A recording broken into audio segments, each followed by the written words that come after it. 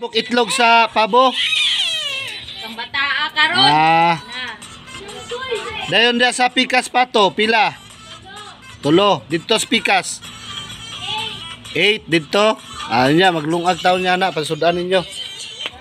Suroy sa ta mga idol sa ato ang gipabuhat nga payag mga idol. Nami diri sa taas.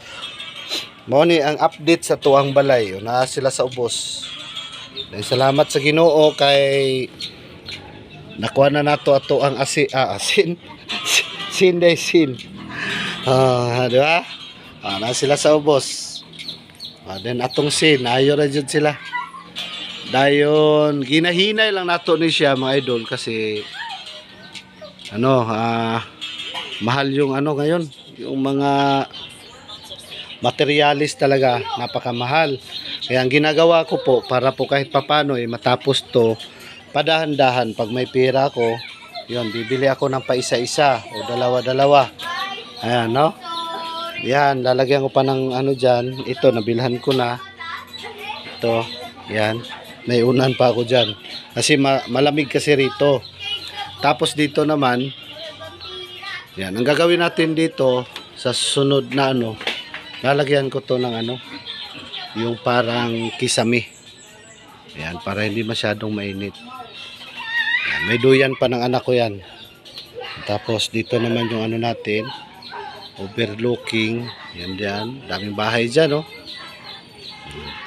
Ito yung ginagawa natin dito. Bali, basta lang, pag may pangarap naman tayo, pwede naman matupad lahat yan, Basta may samahan natin ng pagsisikap, no? Kaya sa akin naman, kung may kung yung may pira ko talaga, binibili ko ng materialis kasi ang plano namin, kasi ito nga yung bahay ko mga idol, no? Yan, ito yung bahay ko dati. Tapos nasira na siya, nasira na, sira na yan. Yan, sira na yan, Bali pag umulan maraming tulo, kaya kawawa naman yung mga anak ko. Kaya ang ginagawa ko talaga, pinagsikapan ko na padahan-dahan, nabibili ako ng yung materialis tulad ng yero. Nakabili na ako ng yero. Yan yung yero natin. Yan. No? Tapos ito naman yung baba natin dyan. Kasi napakahirap, no? Lalo na gabi. Pag umulan, pag natutulog tayo, nababasa yung mga anak ko. Kaya ang ginagawa ko talaga, pinagsikapan ko na maayos ko yung tahanan namin. No, ito yung pinagdarasal ko po talaga na makabili kami ng bubong. Napakahirap po, pero tuloy-tuloy pa rin po kami, no? Wala namang imposible kahit wala tayong income talaga na yung malakihang income.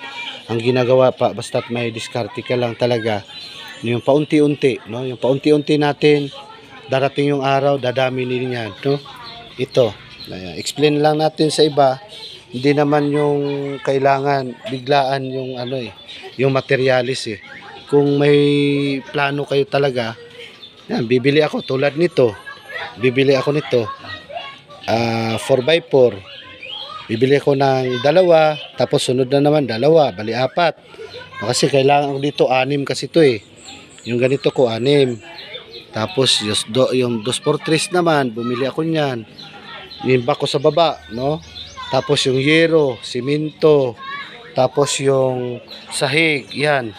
Ganun lang. Diba mga idol?